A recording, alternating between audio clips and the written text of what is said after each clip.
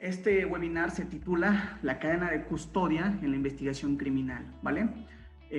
No nada más me voy a ajustar a la investigación criminal, ¿no? Es una técnica de investigación y esa es la naturaleza jurídica que adopta en nuestra legislación. Y bueno, por eso es que así se denomina. Sin embargo, la cadena de custodia está presente a lo largo de todo el proceso penal, para que vayamos adelantándonos un poquito. En este contexto, en el sistema de justicia penal, no es que la cadena de custodia sea nueva, pero adquiere un papel bastante relevante a lo largo de estos años porque, bueno, como sabremos, la prueba científica ha adquirido un peso súper importante, ¿no?, en nuestro sistema de justicia penal, de tal suerte que hay que ofrecer esta certeza jurídica, ¿no?, en la obtención de la prueba, que precisamente es la confrontación que hay en un juicio, ¿no? Cómo se obtiene la prueba. Sabemos que un juicio, vamos a hacerlo bastante coloquiales, un partido de fútbol, ¿no? Se gana con mayor pruebas contundentes. Un partido de fútbol se gana con goles, ¿no? Con jugadas bonitas. Un juicio no se gana con mejor argumentación o ver quién ataca mejor a la contraparte o los mejores alegatos, ¿no? Se tiene que llevar un recorrido dentro de todo el proceso para obtener pruebas que al final del día se puedan desahogar, ¿no?, en una audiencia de juicio. Voy a cambiar, denme 30 segundos, voy a cambiar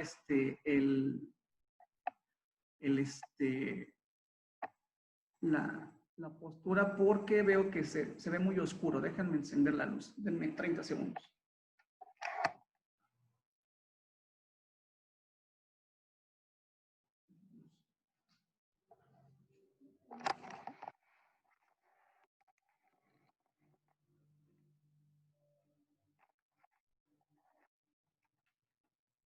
Así, una disculpa, es que tenía un poquito problemas de iluminación, pero bueno, vamos a comenzar.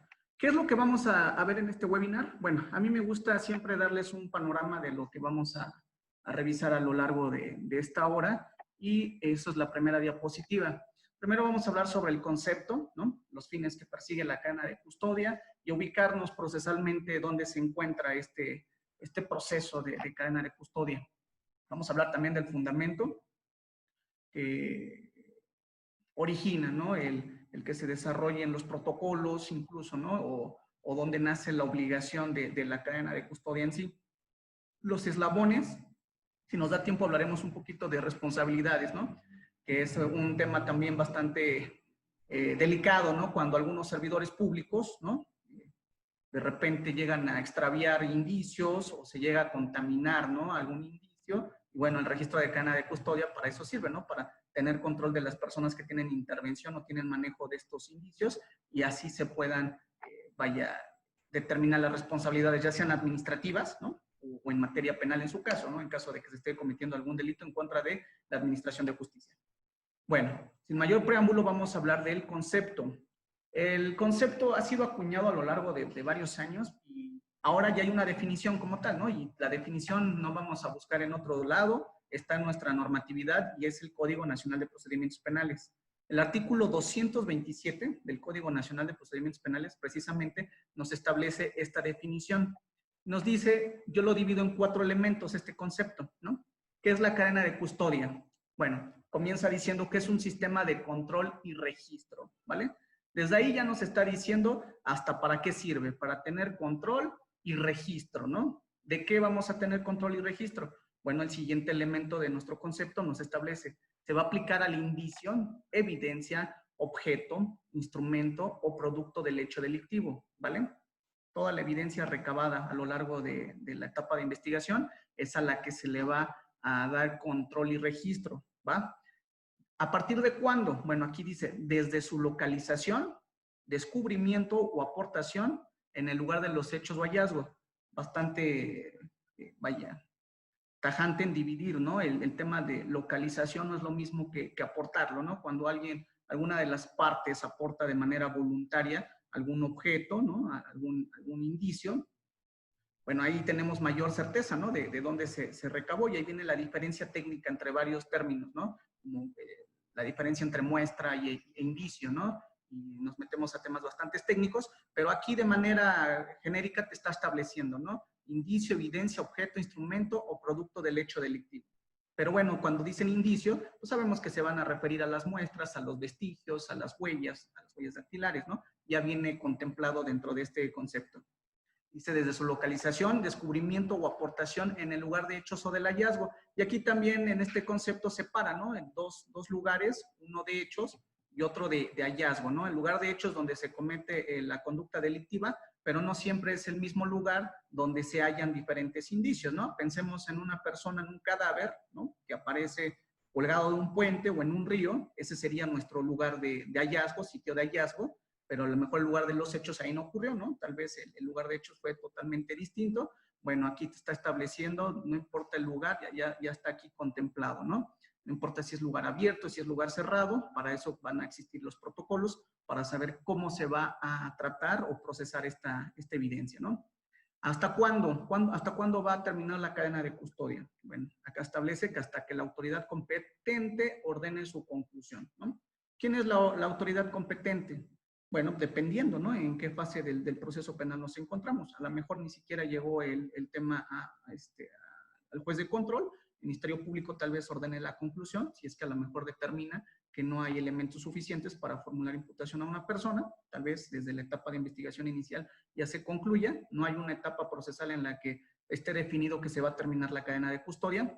O el juez de control tal vez, ¿no? Si es que a lo mejor llegamos a vamos a decir, a una salida alternativa, ¿no? Utilizamos algún mecanismo alternativo de solución de conflictos, ya será dentro de las determinaciones del juez de control, dependiendo de la etapa en la que nos encontremos, la investigación complementaria o la intermedia, cuando tendrá que ordenar su conclusión, o bien el tribunal de enjuiciamiento, ¿no? Si es que llegamos tal vez hasta la etapa de juicio, ¿no? Porque, bueno, ese es el objetivo, ¿no? Dar certeza a los indicios y toda esta evolución del estándar de probatorio a través de este proceso que es cadena de custodia. No nada más se van a tener control y registro de los objetos, también de las personas que intervienen en él, ¿no? Sabemos que de acuerdo al artículo 21 constitucional, pues nos establece que la naturaleza jurídica del Ministerio Público lo es el director de la investigación, ¿no? Director de la investigación en materia penal, coordina a las policías, nos establece el artículo 21, pero la tríada investigadora, pues también entra la parte pericial, ¿no? Dependiendo cómo se denominen cada uno de los órganos de procuración de justicia. Aquí en Puebla es Instituto de Ciencias Forenses, antes se denominaba Dirección General de Servicios Periciales. También va a actuar en conjunto con las policías, siendo coordinados en todo momento por el Ministerio Público, ¿no? Repito, él es la persona que tiene el carácter de director o de coordinador de la investigación. Entonces, a través de la cadena de custodia, vamos a tener no nada más control y registro de los objetos que se vayan recabando, sino también de los servidores públicos o personas, no necesariamente servidores públicos, que tengan contacto con los indicios, es decir, que participen dentro de este proceso de cadena de custodia, ¿vale? Bueno, esto fue el concepto. Vamos a continuar, vamos a regresar de repente a retomar algunos términos de este concepto, pero lo importante para todos ustedes es que, sobre todo las personas, veo y vi en el tema de inscripciones, hay muchos estudiantes que se inscribieron a este webinar, ¿no? Que están todavía con las clases de Derecho Penal, Derecho Procesal Penal. Quiero que se queden con estos 4 elementos del concepto, ¿no? El qué es, a qué se aplica, cuándo comienza y hasta cuándo concluye, ¿no? Ahorita vamos a ver para qué nos sirve, ¿no? Para qué es la cadena de custodia. Ya sabemos qué es, ya sabemos los elementos que conforman su definición y ahora vamos a ver para qué nos sirve. ¿Para qué sirve la cadena de custodia? Bueno, preservar lo que se recaba, ¿no? Y cuando digo lo que se recaba, me voy refiriendo al tema de indicio, evidencia, objeto, instrumento o producto del hecho delictivo. ¿Qué es preservar? Bueno, preservar vamos a entender que es mantener en las condiciones en las que se encontraba de origen. Obviamente lo que se localiza, lo que le aportan al servidor público, ¿no? Entonces vamos a mantener en la medida de lo posible, evidentemente, si por ejemplo tenemos una tormenta, ¿no? En la que ocurre a lo mejor un accidente vial, ¿no? Y hay a lo mejor un homicidio culposo o lesiones. Y de repente hay indicios biológicos que tienen contacto con la lluvia, pues obviamente es un tema natural, pues bueno, no va a ser obligación del servidor público que no se dañe, ¿no? Que no se dañen, en este caso, los indicios, que no se altere su estado natural. evidentemente habrá constancia del clima, ¿no? Pero preservar significa que en la medida de lo posible se mantengan en las condiciones en las que se localizó o en las que se comenzó con su control y registro, ¿no? ¿Para qué más nos sirve? Bueno, para constituir un sistema de garantía. Y esto es un título bastante amplio. ¿Qué es constituir un sistema de garantía? Bueno, tanto formal como en sustancia de fondo. Un sistema de garantía de manera formal significa que a través de una documentación, o sea, documentalmente, documentado va a quedar la intervención que tiene cada persona con lo que se va recabando. Entonces, el sistema de garantía formal, perdón, constituye en que nos va a servir para tener, obviamente, conocimiento, ¿no? A las partes de quiénes son las personas que tuvieron contacto con lo que más adelante va a constituir una prueba, ¿no? Que es la evidencia recabada. ¿Por qué más es un sistema de garantía? Porque le da certeza a la prueba, ¿no? Es decir, cuando llegamos a una etapa de juicio y se va a desahogar un medio de prueba que ya fue previamente ofrecido y admitido ante un juez de control, pues no surgió de la generación espontánea dicha prueba, ¿no? Fue obtenida mediante una metodología. Bueno, la cadena de custodia le va a dar certeza a esta prueba, porque evidentemente si no hay un procesamiento de indicios, si no hay un procesamiento de estos objetos, si no se hizo un estudio incluso, ¿no? Científico de lo que se recabó, entonces no habrá certeza de la obtención de dicha prueba, ¿no? Incluso podría anularse, ¿no? En términos del artículo 20 constitucional apartado A, fracción 9, ¿no? Que nos establece precisamente eso. ¿Qué más? Se tiene control de las personas que intervienen, para eso sirve, ya lo habíamos comentado, y se establece una metodología para tratar la evidencia. Esto es que a través de la cadena de custodia como proceso, pues se van a generar diferentes directrices, ¿no? Vamos a llamar estrategias, mecanismos, materiales, incluso dotar de materiales a las personas, a los servidores públicos que van a recabar la evidencia, que van a recabar todos los indicios que encuentren en un lugar de hechos o de hallazgo. Y bueno, es a través precisamente de respetar, ¿no? Los lineamientos, la normatividad que existe y, pues, por supuesto, los protocolos que se han originado en esta materia, ¿va? Bueno, ya tenemos qué es y para qué nos sirve la cadena de custodia de fondo. Cada vez vamos a ir hablando más del proceso como tal, pero hasta ahorita ya tenemos estos dos elementos. ¿En qué momento vamos a utilizar la cadena de custodia como proceso? Es que explico, ¿no? Ahorita voy a distinguir entre un registro cadena de custodia. ¿En qué momento? Pues en todo momento del proceso penal, dependiendo, ¿no? En la etapa procesal en la que nos encontremos, será su utilización. En la etapa de investigación, por supuesto que es la más importante porque es donde se va a procesar, ¿no? El procesamiento de indicios como uno de los eslabones del cual hablaremos más adelante. Pues en la etapa de investigación, cuyo objetivo es precisamente recabar todos los datos de prueba para poder, pues vamos a decirlo, integrar una carpeta de investigación que más adelante permita formular imputación y más adelante formular acusación. Bueno, la cadena de custodia, precisamente a la par de que se abre el proceso penal acusatorio, se da el conocimiento de la noticia criminal, pues va a tener su función, ¿no? Porque precisamente en la etapa de investigación es en la que se documenta y se procesa de fondo a los indicios, ¿no? Y ahorita que hablemos sobre los eslabones de la cadena de custodia, las etapas como tal que la constituyen, vamos a ver que va a ir a la par del proceso penal acusatorio. Va a ir de manera paralela, ¿no? Dependiendo en qué momento inicia la cadena de custodia. ¿Cuándo va a iniciar la cadena de custodia? Dijimos que a partir de su localización, ¿no? De cualquier objeto, indicio, evidencia.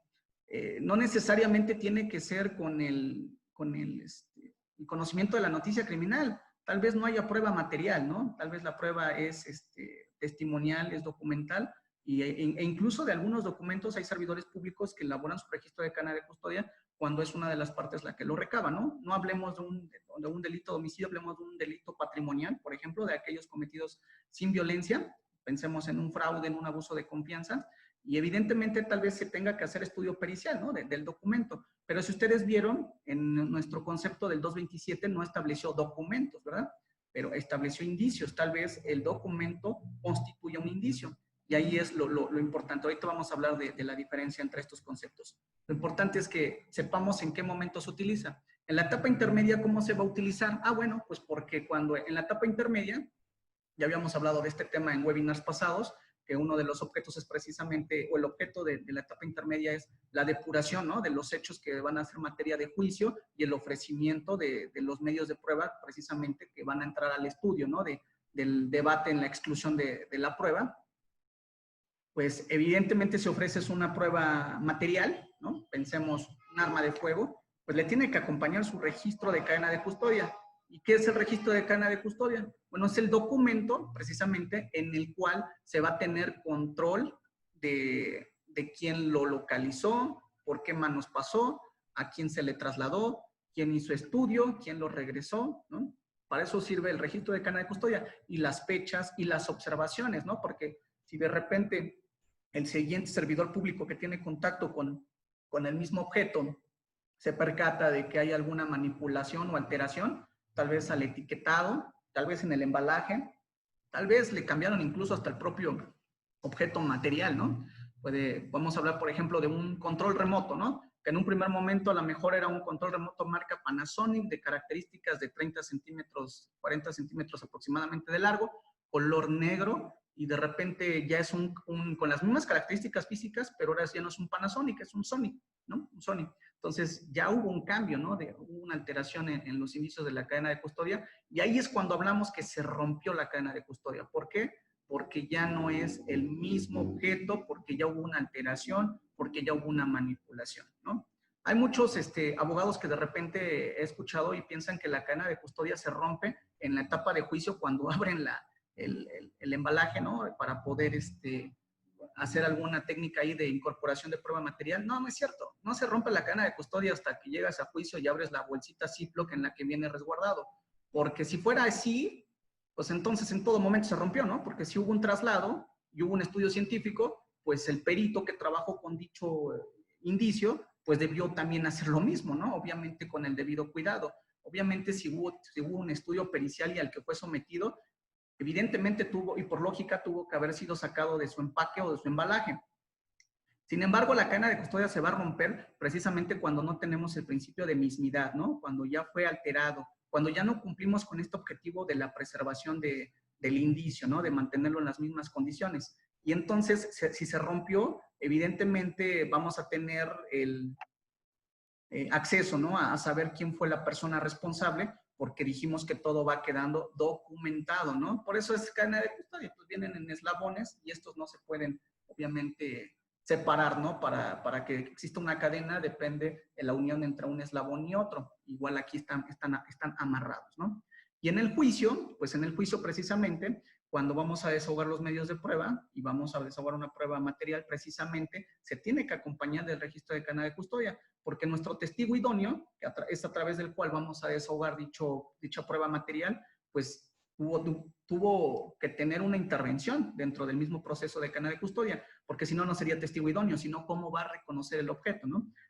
Muchas veces el órgano técnico acusador utiliza a los elementos, ¿no? De la Procuración de Seguridad Pública, ya sea de la Policía de Investigación o del primer respondiente, para que sea a través de ellos cómo se incorpore el medio probatorio. El testigo idóneo es la persona que es la facultada o la indicada precisamente para hacer el reconocimiento de dicho objeto material dentro de la etapa de juicio para poder desahogarlo, ¿no? Evidentemente tuvo que, o lógicamente se debe suponer que tuvo conocimiento de la existencia de dicho objeto desde un primer momento, ¿no? Desde el momento de la localización. Bueno, el primer respondiente, como es la persona facultada para precisamente procesar los indicios, es a través de él que de manera, vamos a decirlo, más general, ¿no? De manera más regular, hacen la incorporación de los medios de prueba, ¿no? Y esa calificación, bueno, ya será por la interpretación, más bien la valoración que haga el órgano jurisdiccional. Pero en el juicio se deben acompañar dichos registros de cadena de custodia cuando se quiera precisamente incorporar la prueba material que ya fue recabada, que ya fue tratada, que ya fue ofrecida, que ya fue admitida y que ya estamos en el momento de su desahogo, ¿vale? Ese es el momento en el que se utiliza la cadena de custodia, ¿no?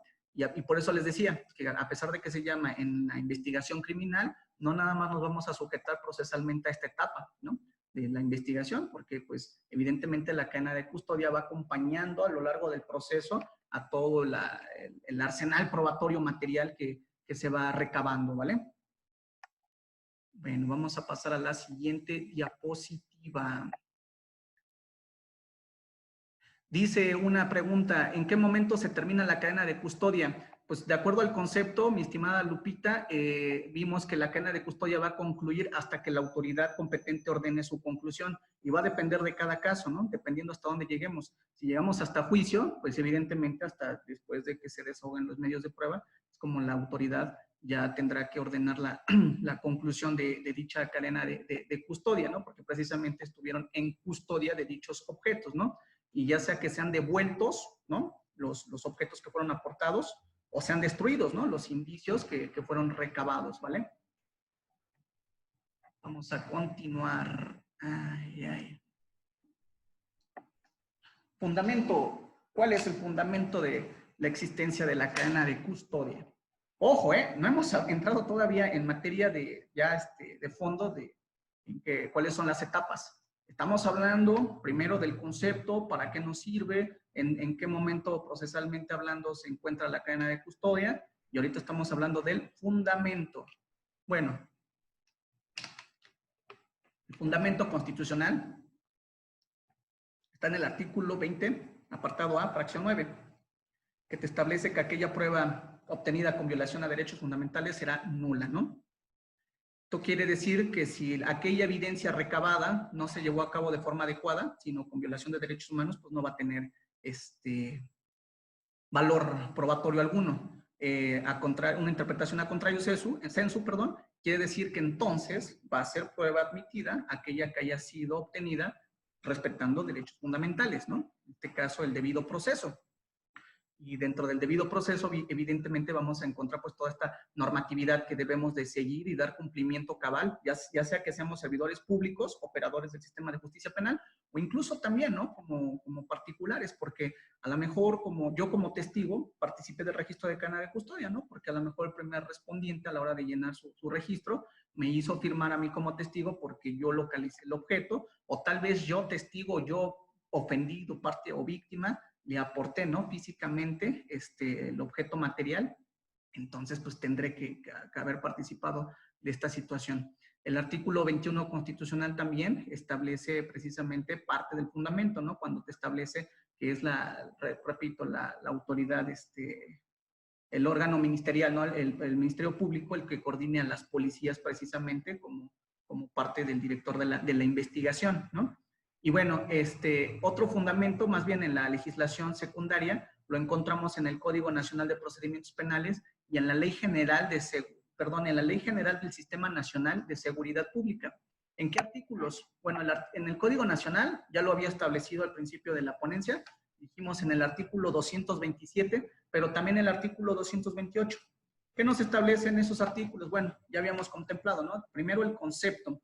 Luego te establece precisamente que no va, ¿cómo se llama? Que aquel elemento probatorio, ¿no?, que sea recabado dentro de la investigación puede concatenarse con otros elementos probatorios si es que de repente vemos algún tema de forma, vicio formal, vamos a interpretarlo así, dentro del registro de cadena de custodia. Entonces, los abogados no se me emocionen mucho o se vayan a cazar brujas cuando de repente, yo he visto algunos criterios de jueces, es bastante interesante, ¿no? Ver que de repente algunos jueces, en la primera etapa, en la de investigación, aún no teniendo cadena de custodia, quieren que se reproduzca a lo mejor, o que se incorporen.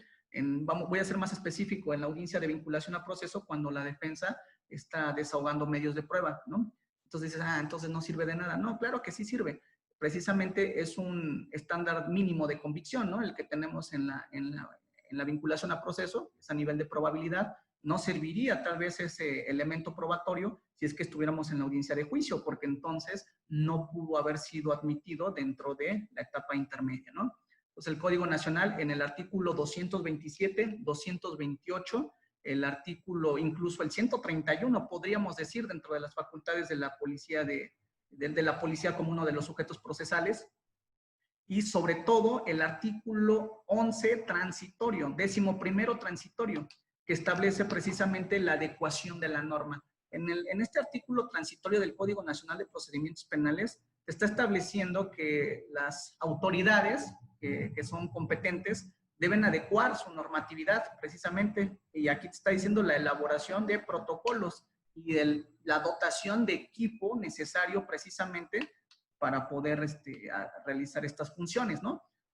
Recordar que el 5 de marzo del 2014 se publicó en el Diario Oficial de la Federación nuestro Código Nacional de Procedimientos Penales, y bueno, precisamente, repito, en los artículos transitorios, que nos marca precisamente la vigencia, la vacatio legis, y cómo se van a organizar o cuándo se van a crear, a legislar, ¿no? Incluso te establece, ¿no? el relojito legislativo de cuándo se van a crear, por ejemplo, alguna normatividad complementaria, ¿no? Secundaria, algún precepto legal de los que se aplican ahí en el Código Nacional. Entonces, este artículo precisamente nos establece el equipo, la elaboración de protocolos, y establece esa obligación, ¿no? Para las autoridades, en este caso, pues las de Procuración de Justicia y de Seguridad Pública. Y de hecho, de ahí nace el siguiente fundamento, que es la Ley General del Sistema Nacional de Seguridad Pública. Y esta nos establece en algunos artículos, por ejemplo, en el artículo 25, ¿no? Nos establece en la fracción 20, precisamente que es la Conferencia Nacional de Procuración de Justicia, y la indicada precisamente para homologar precisamente los criterios, ¿no? En materia de cadena de custodia. La Conferencia Nacional de Seguridad Pública, perdón, de Procuración de Justicia, recordar que es presidida por nuestro fiscal general de la República, pero también por los demás fiscales generales de justicia de las demás entidades federativas. Y tendrá a lo mejor algunos invitados, ¿no? Precisamente como el de Justicia Militar, de Procuración de Justicia Militar, perdón. Pero aquí te establece la obligación que tiene dicha conferencia para, dice, homologar, ¿no? Esto ya te está diciendo entonces que es la Procuración de Justicia la que va a llevar a cabo estos protocolos, ¿no?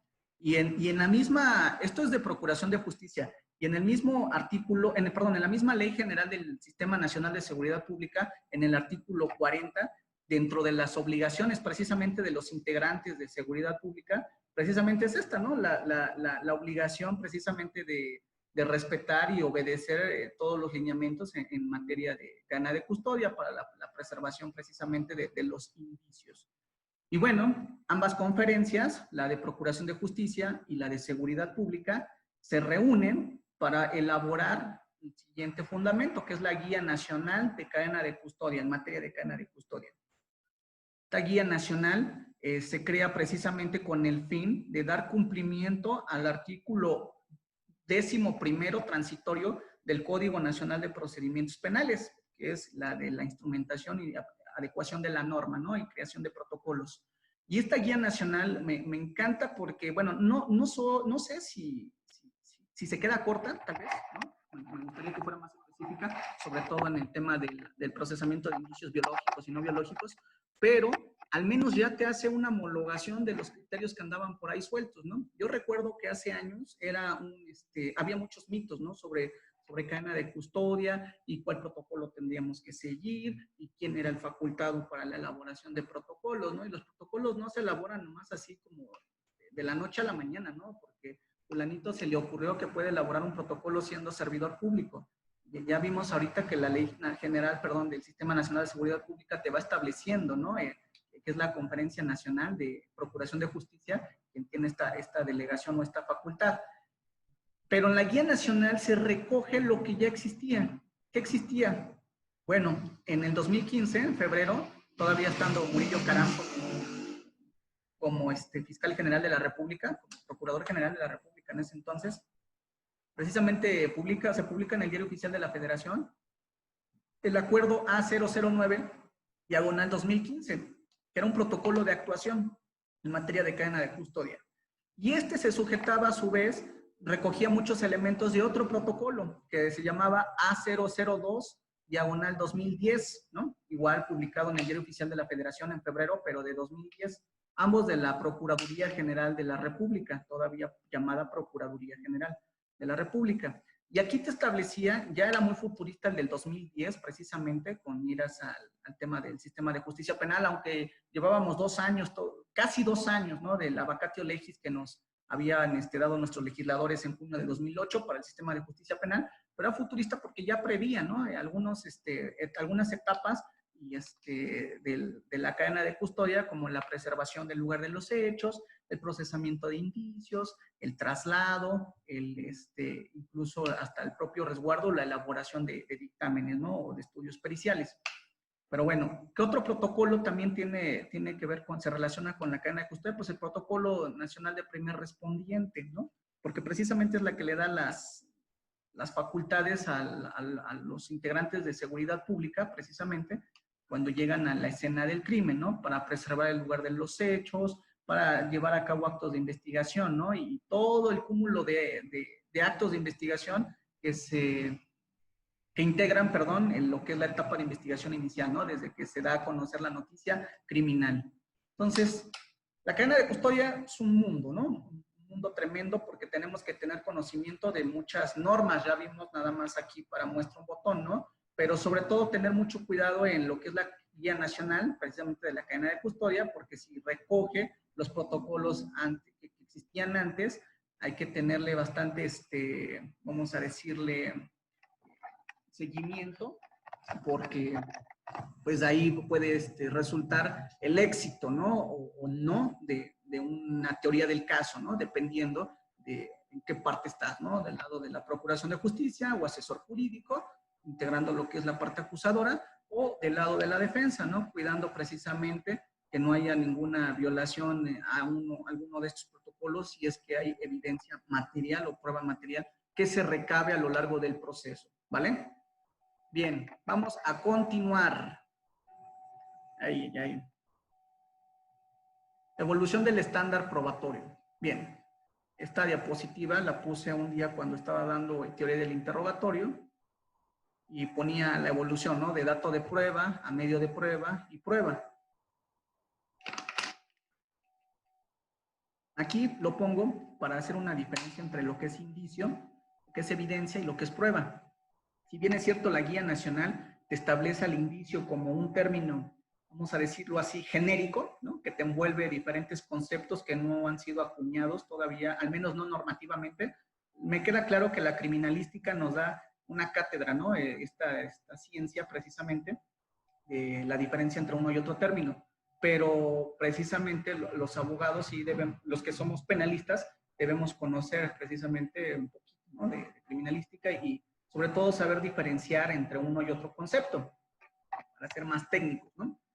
Es como la palabra imputado, ¿no? Que es un término genérico que se da al sujeto activo, ¿no? El que está siendo investigado, pero el imputado se le da como genérico porque constitucionalmente hablando así se le denomina en el artículo 20 apartado B, pero tiene diferentes nombres, ¿no? A lo largo del proceso y de repente recibe el nombre de acusado, incluso en algunos artículos antes de que se le formule imputación se le da el nombre de indiciado, precisamente, ¿no? Y después, pues, sentenciado. Pues aquí lo mismo, ¿no? El término indicio, aunque se recoge de manera genérica para envolver lo que son muestras, vestigios, huellas, o hasta la propia evidencia, tiene, pues, obviamente sus particularidades, ¿no? Indicio, y el origen etimológico viene de 2 vocablos, puede ser indicere o indictum, y significa que se presume la existencia de algo, ¿no? Se presume la existencia de algo, más no está corroborado.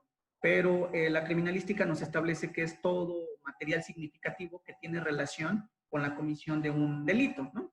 Vamos a manejar este concepto. Todo material significativo que posiblemente tiene relación directa, ¿no? Con la comisión de un delito. ¿Y por qué digo posiblemente? Porque de aquí viene la evolución del estándar probatorio. La evidencia quiere decir que el indicio ya superó esta presunción, ¿no? de existencia, que ya está comprobado que sí tiene relación. Y voy a poner un ejemplo más gráfico para que sea más entendible. Imaginemos que estamos en un salón de clases, ¿no? Y hubo un homicidio y encontramos varias manchas de color rojo en el piso, pero también vemos que hay algunos muros que están pintados de color rojo. Entonces, el primer respondiente, incluso en este caso acompañado de equipo de periciales, cuando recaba los indicios como tal, están en el procesamiento de indicios biológicos, recaba bastantes, ¿no? Pero ya cuando llegan al laboratorio se dan cuenta que a lo mejor no era sangre, ¿no? En algunos que recogieron, a lo mejor era pintura, o a lo mejor sí era sangre, pero era de otra persona, o más cuando hacen la prueba pericial de genética para la correspondencia precisamente de genética, del perfil genético, se dan cuenta que no tiene relación con el delito, sino que es un tema totalmente distinto, ¿no? Entonces ya no llegó a ser evidencia, porque ya no rompió esta presunción de existir y de que se relacionaba con un delito, ¿no? Y evidencia no significa que ya esté probado, porque aún no ha sido desahogado, ¿no? Es lo que va a utilizar a lo mejor alguna de las partes como medio de prueba para ofrecerlo. Todavía falta el desahogo y por eso al final puse dentro de estos Pokémones a Charizard como prueba, porque es este medio de prueba que ya fue desahogado, ¿no? Entonces, indicio, que contiene lo que es muestra, y la diferencia entre muestra e indicio es que la muestra sabemos precisamente cuál es el origen del cual se recolecta.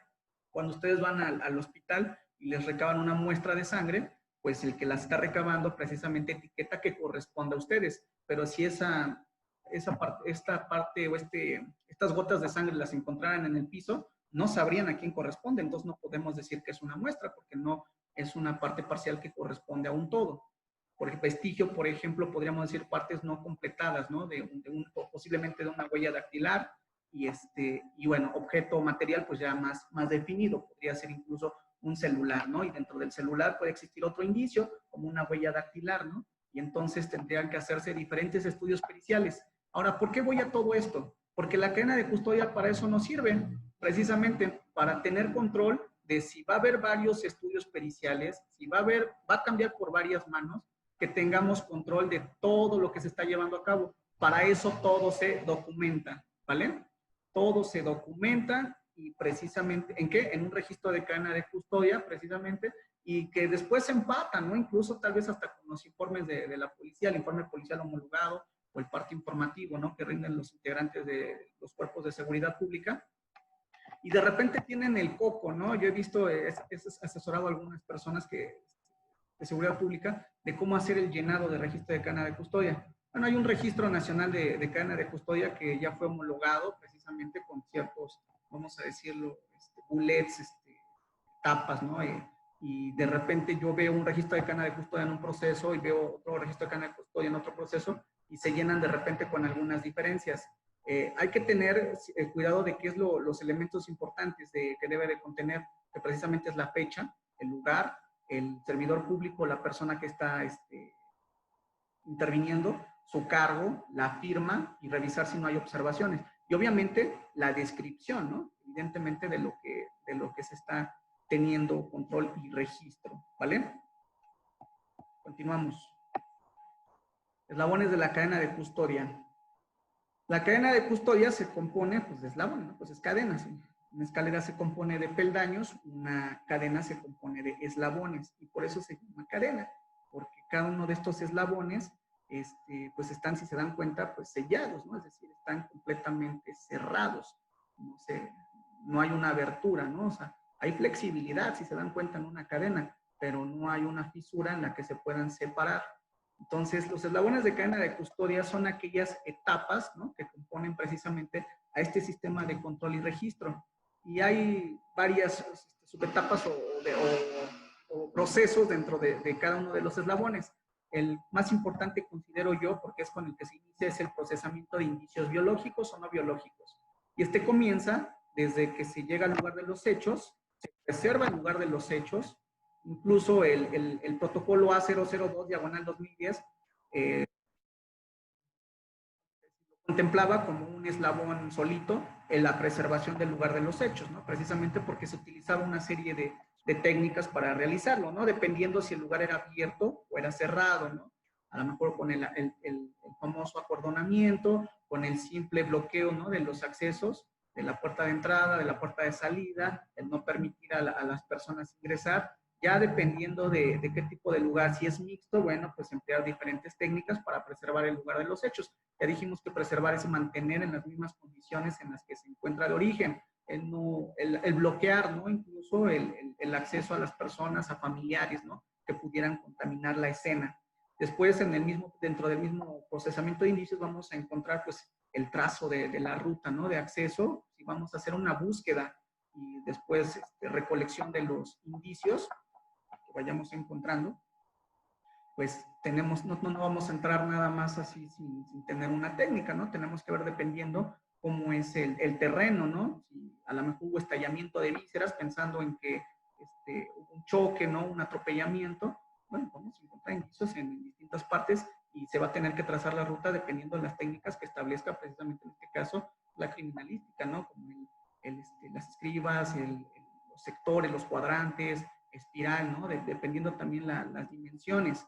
Si no, tal vez nada más con los cuadrantes, que es el más sencillo, ¿no? En el que vas haciendo el recorrido, zigzagueo, y vas haciendo tu marcado, ¿no? De qué indicio, en qué número encontraste cada uno de estos objetos o indicios. Y el procesamiento de indicios también contempla precisamente no nada más el trazo, recorrido y localización, sino también en la recolección. Antes, la fijación, perdón, fijación. Evidentemente debemos de tener evidencia de lo que se encontró en el lugar de los hechos. La fijación puede ser descripción escrita, la fotográfica, que a mí me encanta la fotográfica porque esta ayuda a demostrar, ¿no? Que realmente los indicios fueron encontrados en el lugar de los hechos y que no fueron sembrados más adelante, ¿no? Porque a lo mejor con una sola descripción escrita, voy a poner un ejemplo, ¿no? Muy burdo, ¿no? Imaginemos que a ciertas personas las encuentran discutiendo, ¿no? En la calle y de repente alegan contra policías. De repente, vamos a suponer que en otro país, no aquí en México, aquí no, otro país, los policías, pues ahí les dicen, ¿sabes qué? Te encontré tantas bolsitas de marihuana, porque saben que a lo mejor si no los van a tener que dejar ir, porque a lo mejor nada más constituiría una falta administrativa ante el juzgado calificador. Entonces, ¿de qué manera un defensor podría demostrar que esos indicios fueron sembrados? Pues precisamente con la fijación, ¿no? Un servidor comparte la experiencia que en otro estado de la República, no voy a decir cuál, lo logré en la audiencia de vinculación a proceso como defensor. No había, ¿cómo se llama? Fijación fotográfica de los indicios que dijeron haberle encontrado a las personas que en ese momento estaba yo representando. Y que no fue el término, les voy a ser sincero, no fue vamos a decirlo, el elemento crucial o fundamental para lograrlo, pero sí formó parte, ¿no? Sí, pues sumó precisamente a la serie de argumentos que tenía yo para poder destruir la solicitud de vinculación a proceso, ¿no? No destruir, para contraargumentar la solicitud de vinculación a proceso. Y precisamente es a través de la fijación que se le da certeza a la existencia de algo, o más bien a las condiciones en las que se encontró ese algo, ¿no? En este caso son los indicios. Después de la fijación vamos a hacer obviamente la recolección, se van los servidores públicos que intervengan en él, y el embalaje, ¿no? Y también debe haber técnica en este tema. Para eso existen los protocolos, precisamente tomando en cuenta que un protocolo es un conjunto, ¿no? de mecanismos, procedimientos, directrices para poder realizar algo. Y dentro de estos protocolos te va a indicar precisamente qué materiales incluso, ¿no? Dependiendo del indicio, si son, vamos a decir, casquillos, si son elementos pilosos, en dónde los vas a guardar, ¿no? En bolsas de papel estraza, en bolsas Ziploc, en cajitas de cartón, en prismas, ¿no? Si son hisopos, cómo se va a mantener a preservar, ¿no? Sus condiciones en las que se encontró, más bien en las que se hizo a lo mejor el exudado. Y esto forma parte precisamente de lo que es recolección y embalaje, ¿no? El embalaje precisamente es el protegerlo, ¿no? A través de resguardarlo en algún elemento material, ¿no? Como cajas o bolsas, ¿no? De diferentes materiales. Y viene el etiquetamiento. Las etiquetas precisamente son las que dan los datos de la descripción de cada uno de los indicios que se encuentran. Y la etiqueta como requisitos o elementos mínimos debe tener, si ya tenemos el número de carpeta de investigación, el número de carpeta de investigación, digo si ya tenemos porque si llegó el primer respondiente y recolectó antes de que el Ministerio Público pudiera integrar la carpeta de investigación o que se le diera como tal el acuerdo de inicio, todavía no va a tener en ese momento, al menos no en ese momento del llenado del registro de cadena de custodia y del etiquetamiento, ese dato. Pero la carpeta de investigación, el lugar en el que se está recolectando, ya sea que sea un sitio de hallazgo o un lugar de hechos, la hora, precisamente, el número de indicio, la descripción de lo que se está recolectando, debe llevar esa etiqueta siendo lo más detallado posible, ¿no? El nombre del servidor público que interactúa, su cargo, ¿no? Su firma. Y se le va a poner a cada uno de los indicios, ¿no? Dependiendo del número que se le asignó la persona que intervino en su procesamiento. Y después viene el siguiente, que sería el traslado de los indicios.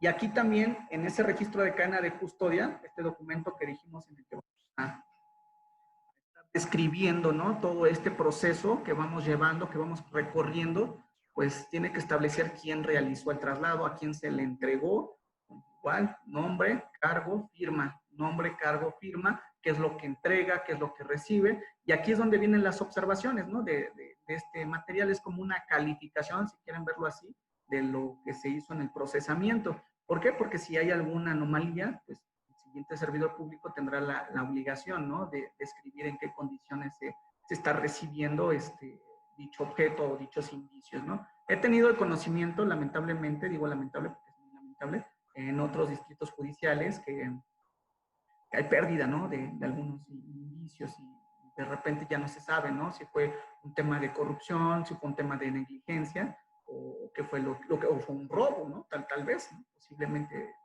también tenga que ver esto, pero aquí es como la papa se quema, ¿no? En el registro de cadena de custodia viene el último responsable y tiene que, su nombre lo dice, de responder, ¿no?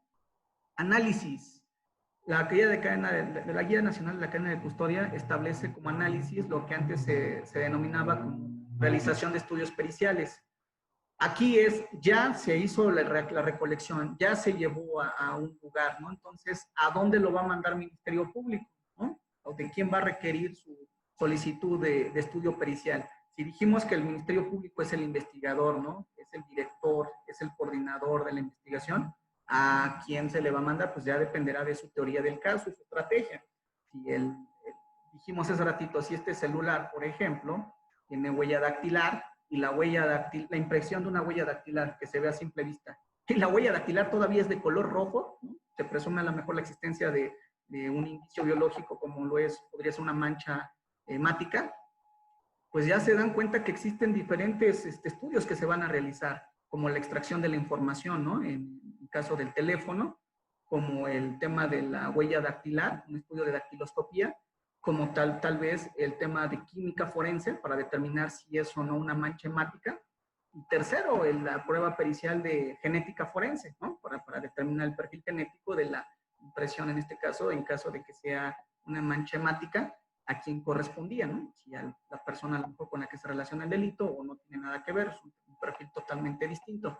Entonces, aquí vienen los problemas, o no problemas, sino empieza a ver el conflicto, ¿no? ¿A quién se lo vamos a mandar primero? Porque tal vez de cuando se recaba una muestra dentro de este teléfono, tal vez se echa a perder otra o se manipula o se altera, ¿no? Entonces aquí yo creo que va a depender de cada caso, ¿no? A quién se va a enviar primero el objeto material, pero es parte del análisis, ¿no? Y que se haga el estudio pericial correspondiente y después se realicen los dictámenes, ¿no? Que corresponde a cada una de las áreas, ¿no? Como ya dijimos, química forense, genética forense, por el tema de la extracción de la información, por los policías que se dedican precisamente a este tipo de técnicas de investigación especiales, de la extracción. Obviamente para eso tendrán que contar con una autorización, ¿no? de la extracción, a menos que haya consentimiento de quien esté aportando. Y bueno, ya forma parte de los actos de investigación, pero este eslabón corresponde al análisis, todo esto que había comentado. Bodega de indicios, bueno, ya que se acabó de realizar los estudios, si es que no se consumió la prueba, ¿no? Pensando que a lo mejor fue un bulbo filoso, un elemento filamentoso, o a lo mejor no pudieron replicar a través de la PCR alguna mancha hemática, pues se van a consumir, ¿no? Ya no va a haber forma de resguardar. pero para eso precisamente hay justificación, ¿no? Dependiendo del caso. Pero en caso de que sí haya todavía material sobrante o objetos, pues van a tener que estar resguardados en una bodega de indicios y también va a haber un responsable. Y este responsable, precisamente cada que el Ministerio Público ordene que salgas, entre, ¿no? Precisamente el objeto, ¿no? Te tendrá que haber, repito otra vez, un registro. No me canso de decirlo porque es precisamente el corazón de la cadena de custodia. Tener control de lo que entra, de lo que sale, de quién interviene, de quién manipula, más bien quién maneja, ¿no? Lo que se va a recabar. Bueno, estos fueron los eslabones de la cadena de custodia y esto origina, como último tema, las responsabilidades, ¿no? El artículo 123, apartado B, fracción 13 de nuestra Constitución Política, retomando, ¿no? El tema de los 10 artículos que fueron modificados en esta reforma constitucional de justicia penal y seguridad pública en junio de 2008, precisamente toma en consideración esto, ¿no? Las responsabilidades que va a haber incluso para policías, ministerios públicos o peritos, responsabilidades administrativas, vamos a llamarlas así, pero en un principio también dije que si constituye algún delito, pues se tendrá que integrar alguna carpeta de investigación dependiendo del delito que se haya cometido, ¿no? Tal vez en el ejercicio de funciones, ¿no? De algún cargo público, tal vez en contra de la Procuración de Justicia, ¿vale? Bueno, para eso nos sirve también la cadena de custodia, para saber efecto. Dijimos que el registro de cadena de custodia, uno de sus fines es tener control y registro, precisamente de quién interviene. Si la policía bancaria le toca o constituye el primer respondiente, claro que está facultado para procesar. De hecho, sería lo ideal, ¿no? Para que entre menos tiempo pasara, se pudiera, ¿cómo se llama?, preservar de mejor forma o de forma más adecuada todos los indicios que se encuentran o incluso nada más el lugar de los hechos. Pero ¿qué pasa en la práctica? En la práctica nada más resguardan, preservan y esperan a que llegue, ¿no? Que llegue la policía preventiva o que lleguen ya incluso a la mejor policía de investigación o el cuerpo de peritos. Y lo hacen precisamente por no tener esta pelotita en su cancha o esta responsabilidad, ¿no? Es como cuando de repente está facultado, ¿no? En el Código Nacional para que la policía recabe y reciba denuncias o querellas, pero vemos que en la práctica la policía te dice, no, pues ve al Ministerio Público, ¿no? O a veces hasta te da el acompañamiento, pero tú preséntala ya, ¿no? Y sabemos que tiene esta facultad, igual la policía bancaria debería también poder procesar, porque sería el primer respondiente, ¿no? Y así está facultado normativamente. Listo, sería todo entonces.